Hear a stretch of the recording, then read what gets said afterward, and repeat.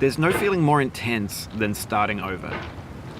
If you deleted your homework the day before it was due, as I have, or if you left your wallet at home and you have to go back after spending an hour in the commute. If you won some money at the casino and then put all your winnings on red but it came up black. If you got your best shirt dry cleaned before a wedding and then immediately dropped food on it. If you won an argument with a friend and then later discovered that they just returned to their original view. Starting over is harder than starting up. If you're not ready for that, like if you've already had a bad day, then what you're about to go through might be too much. Feel free to go away and come back. I'll be here.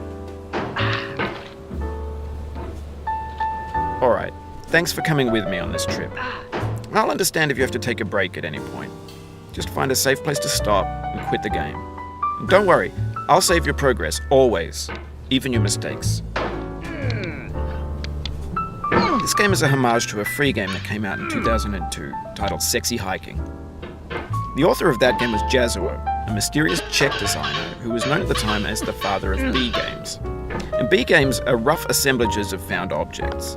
Designers slap them together very quickly and freely, and they're often too rough and unfriendly to gain much of a following. They're built more for the joy of building them than as polished products. In a certain way, Sexy Hiking is the perfect embodiment of a B game. It's built almost entirely out of found and recycled parts, and it's one of the most unusual and unfriendly games of its time. In it, your task is simply to drag yourself up a mountain with a hammer. And that act of climbing, in the digital world or in real life, has certain essential properties that give the game its flavor. No amount of forward progress is guaranteed. Some cliffs are too sheer or too slippery. And the player is constantly, unremittingly in danger of falling and losing everything.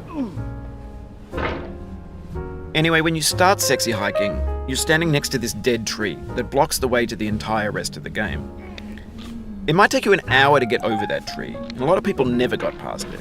You prod and you poke at it, exploring the limits of your reach and your strength, trying to find a way up and over. And there's a sense of truth in that lack of compromise.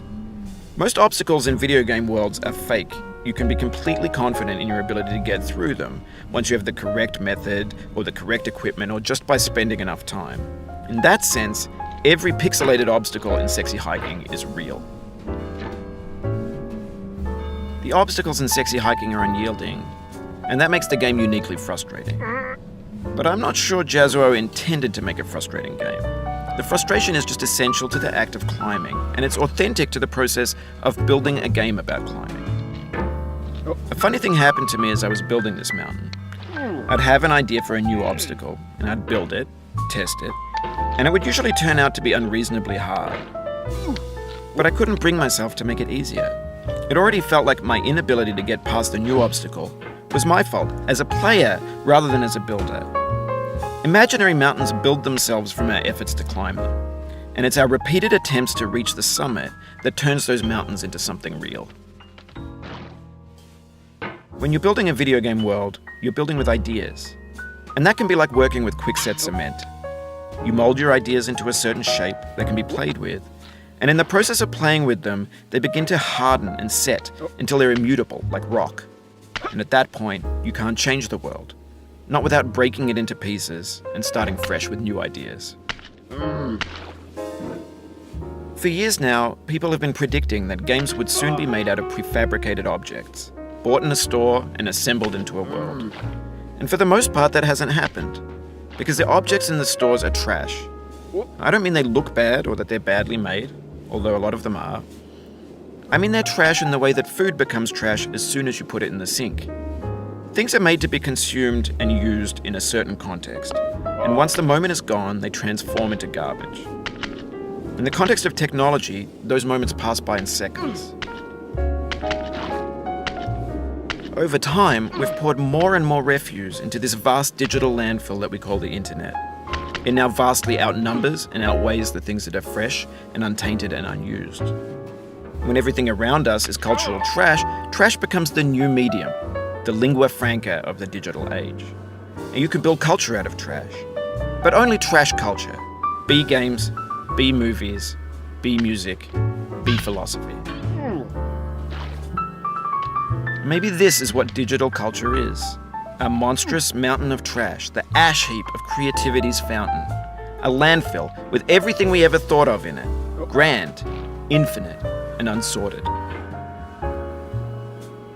There's 3D models of breakfast, Gen X's fanfic novels, scan magazines, green screen Shia LaBeouf, banned snuff scenes on LiveLeak. Facebook's got lifelike bots with unbranded adverts and candid shots of Kanye and Taylor Swift mashups, car crash epic failed GIFs, Russian dashcam vids, discussions of McRibs, discarded, forgotten, unrecycled, muddled, rotten, untitled.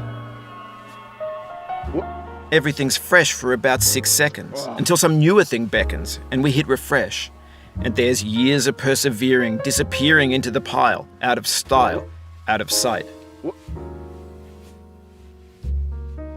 In this context, it's tempting to make friendly content that's gentle, that lets you churn through it but not earn it.